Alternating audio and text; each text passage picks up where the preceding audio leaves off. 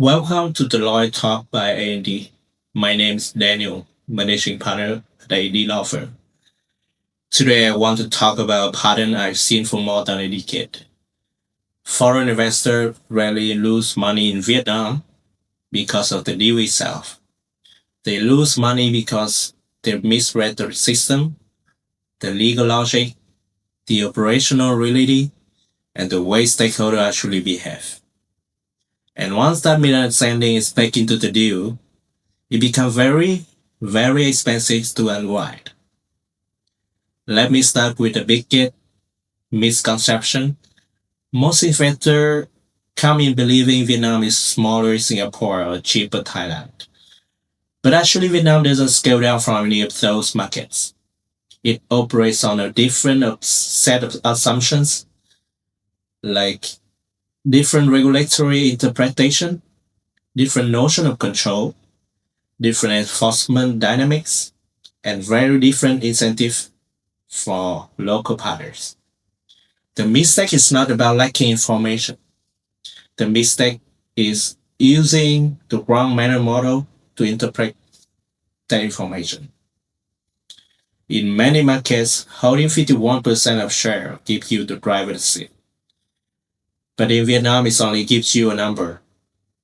Control sits where the licenses, relationship, and day-to-day approval sits.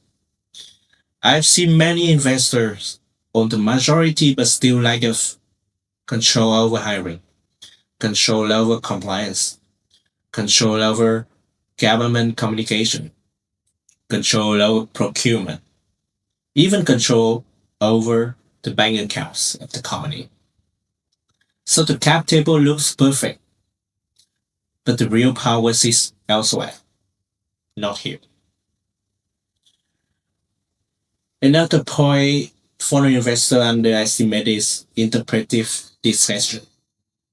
Vietnamese regulations can be broad, and compliance isn't about the written rule.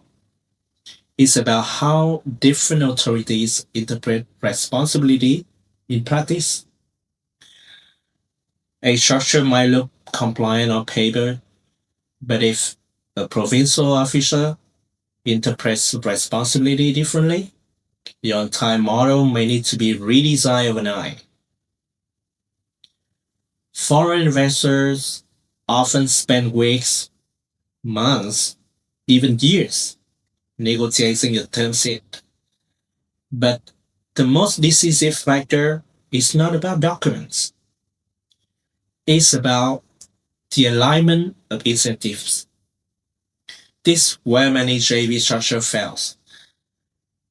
If the local partner prioritizes speed and operational flexibility, and the foreign partner prioritizes governance and reporting, the partnership is misaligned from day one.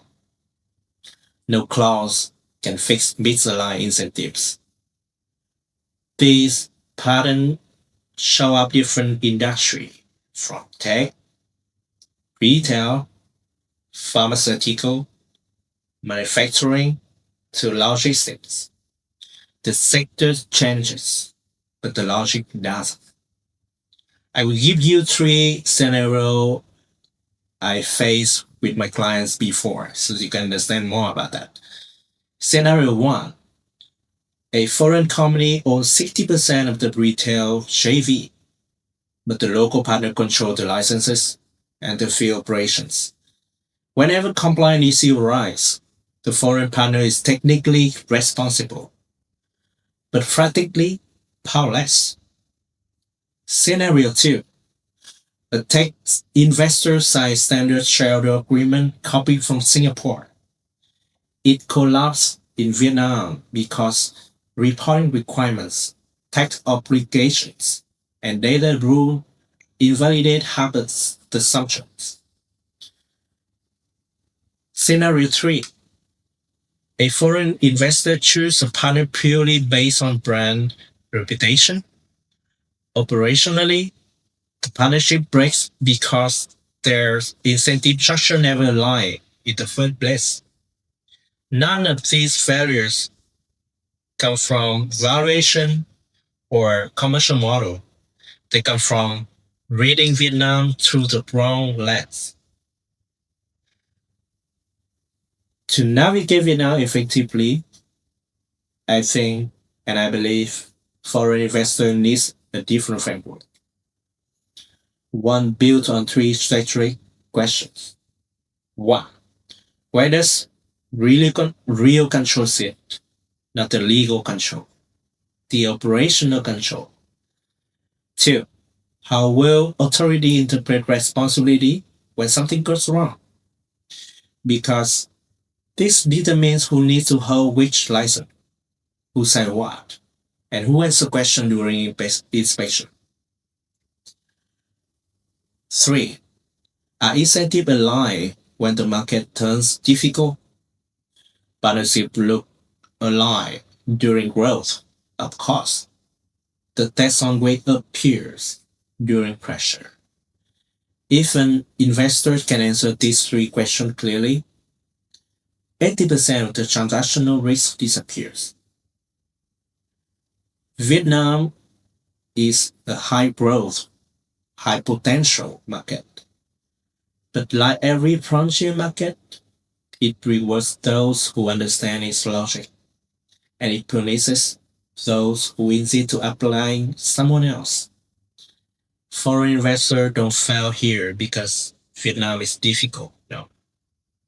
They fail because they try to fit Vietnam into a framework it never belonged to. If you want more strategy, clarity on doing business in Vietnam, from deals, governance, structuring, partner alignment, and more. Let's follow Lloyd Talk by A&D. This Daniel speaking in Lloyd Talk by A&D. Have a nice day, everyone. Cheers.